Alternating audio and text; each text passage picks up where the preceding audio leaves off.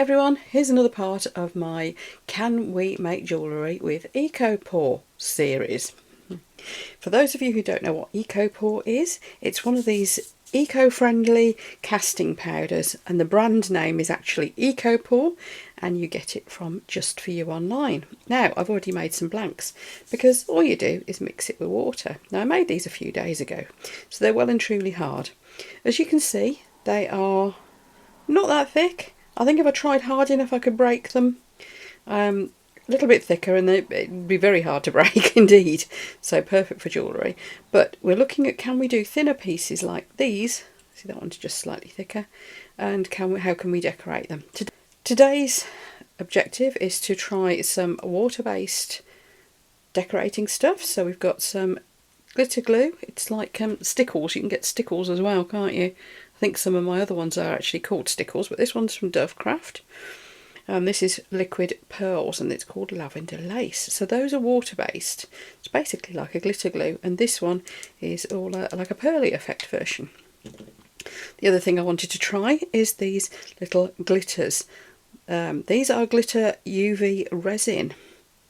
There's a lot of glitter in them, and I've already tested them, so I know that they do cure despite the amount of glitter in them. But can we use them on these? That's the question. Now, I've got my trusty ultraviolet curing lamp at the ready as well for those, and these just air cure. And I've also got some ultraviolet curing just clear resin. This one's from Let's Resin, and the reason I'm using this one is simply because they've sent me some huge bottles of it. I've decanted it into this little bottle to make it easier to use, and we'll be using that to coat over them. Right, let's get stuck in. First of all, let's try the water-based ones, because we can then push them to one side and let them cure. So, we have a single piece here, and I'm going to make sure you're in shot and then zoom you right in. I will try not to move it because you'll end up out of shot. You know what? You put me a little mark there. Oh no. See, there's a simple solution to everything. Right, now what I'm going to do is I'm going to just go swirls and dots, just because it's easy.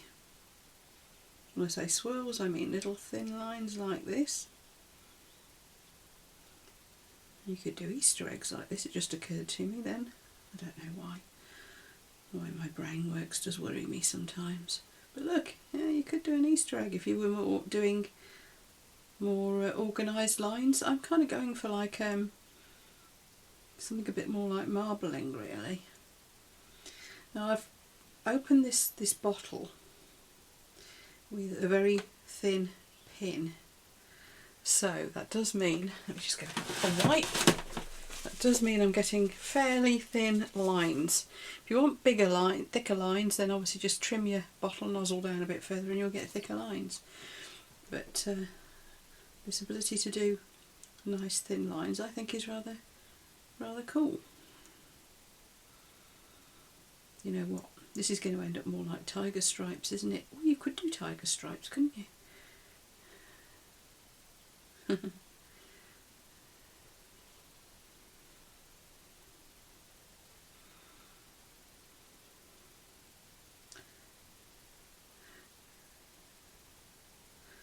Okay, now I'm going to let that cure before I go in with the other one, just so that the colours don't blend, because they're basically like an acrylic type thing really. So I'm going to let that cure.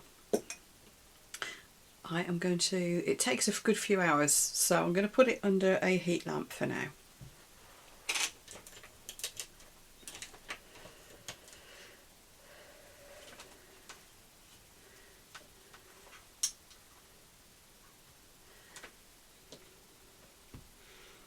So like I said, it is just water based, so that will speed things up a bit. Right, now let's get in with, find me mark, there we are, get in with our glitter glue. Now, I think it was Wendy Govan Studio, another nice little resin mainly channel if you're interested, folks. I'll put you the link down below for that channel. Lovely lady, I think her name's Diane, at Wendy Govan Studio, told me about these glitter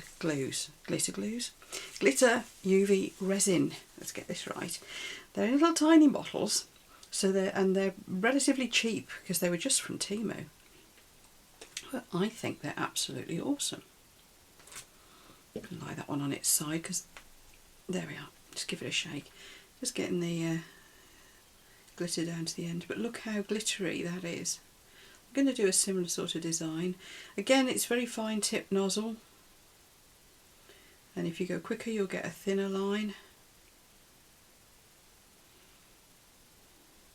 Now, unlike the water-based ones that we were just using, we will be able to, oops, to make that into a line because it wants to be one, we will be able to just cure this and move on to do the next part of the design. But the reason for showing you the water-based ones is it's the sort of thing that a lot of us who used to do paper craft might actually have in our stash. So that was my thought. Anyway, we're just going to put this big, it's a bit overkill, great big UV lamp over it. But we're only going to need to put it on for a couple of minutes, so back in a moment. And the next colour we've got is purple. I thought gold and purple might be quite nice. Now obviously you could colour your background and do all sorts of things. Really just the purpose of this test is just to see if it works. Yep, that's cured already. Just going to run this alongside the gold a bit, I think, in a few places.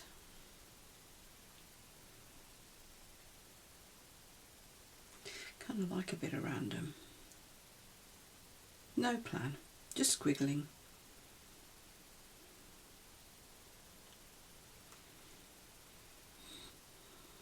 And if I can go around these, like so. Right, I'm going to cure that. Put my little bottles of UV well out of the way. Now I'm going to give it a good zap this time. I only gave it about a minute last time and it cured. I'm just amazed that something with that much glitter in it, let's give it 3 minutes, something with that much glitter in it actually cures. You'd think the UV light wouldn't get all the way through it. Right, that's kind of cute, isn't it? So let's put that to one side and let's see if our other piece has dried yet. So I put it under a heat lamp. It doesn't need to be 100% dry, I just didn't want it splodging around, that was all. Right, we're going to do something similar with this one. Now liquid pearls I think is basically a similar thing to the glitter one, but it's got, I think it's got micropigment in it basically, because you get this lovely, can you see it's very 3D as well. It's very thick, even when it's cured, dried, whatever the word for it is. So I'm just doing a similar thing really. I'm going in between the glitter. I don't know whether I actually quite like this or not really. I'm thinking I wish I'd stuck with the different glitters now. I have got quite a range of them from my old paper crafting and such like days. Let's see if we can do some dots. And I'm going to put it back under my heat lamp again. This takes a bit longer than the glitter glue to dry. And you'll see the glitter glue's kind of gone flatter. So let's put it under the heat lamp again. I mean, the glitter glue was only under it for 10 minutes. If anybody's interested, it's just one of those basking lamps that you get for reptiles. There we go, I'll just drop it a bit and that will make the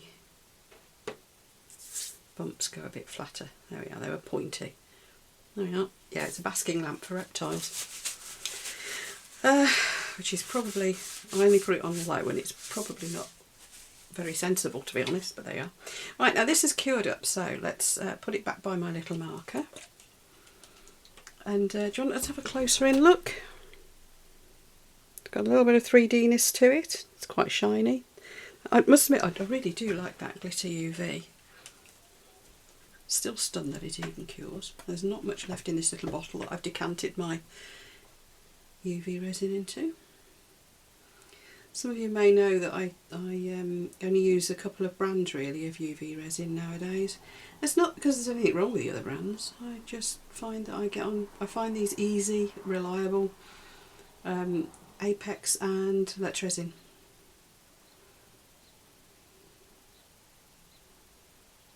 I've also done some bottle weighing because people have said to me, well, do you really get how much it says in the bottle do you get?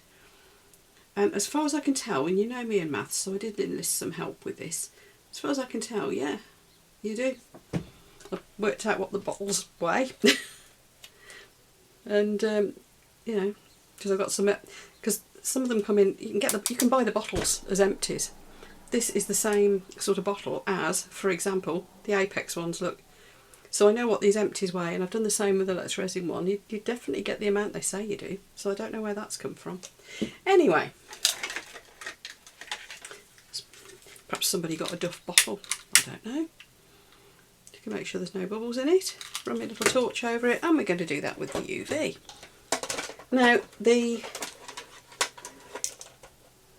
sides and the back, it's up to you. You could wax them. You could paint them with a sealant. The sealant from Create and Bloom is like a water-based varnish almost. That works rather well as well. Or you could even put a thin coat of the UV resin over it. It's entirely up to you. Or just leave it as it is. Whatever you fancy. But let's face it, this is now going to be very strong. I mean, it was quite strong already because it wasn't too thin. But now it's got this big thick coat of UV resin on it. It's going to be really strong, isn't it? And there we are. I don't know what you think of the design, but the process, that's what we wanted to look at. And yes, it works. This little chap is pretty much cured up as well. So I'm going to give this a coat, and then we'll put them both under for a good 5 minutes. We'll give them a proper blast while I go and have a cup of tea. And then we shall have a verdict on whether we think this was a good experiment or not. I'm going to carry on with these, by the way, folks. You probably saw in the first of the series of Can We Make Jewellery with Eco-Pore videos that I'm doing, that I've got quite a long list. So if there's anything you want to see me do with it, give me a shout. Now, if you've seen the list, that would be helpful. But if you suggest something that actually is already on my list, don't worry. I'll just say, yeah, that's on my list. Not a problem. So any suggestions, any questions you have about making jewellery or anything, any other small, really small fiddly items that we don't typically think we can use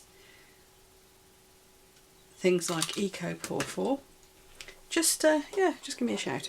Right, I'm going to stick these both back under this lamp, and we'll give them a good 5 minutes while I go and make a cup of tea, and then we'll see what we've got.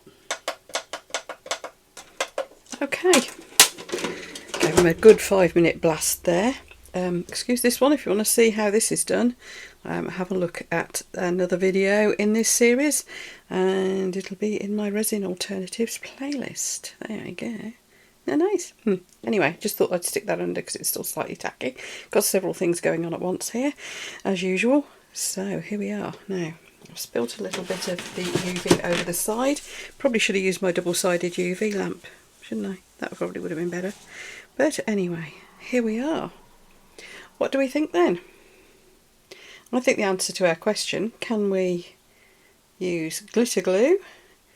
And can we use glitter UV? And can we use those 3D liquid pearls? Can we use those on our Eco-Pore when we're making jewellery? And I think we can agree the answer is yes, we can. I hope you like this video, folks. I'll put you a link to my playlist over here, which will include all of my videos on resin alternatives, which is where these jewellery attempts will all live, the whole list of them. So I'll put that link over here, and YouTube thinks that you might like to watch one of these here too. So enjoy. I'll see you for the next one. Bye all.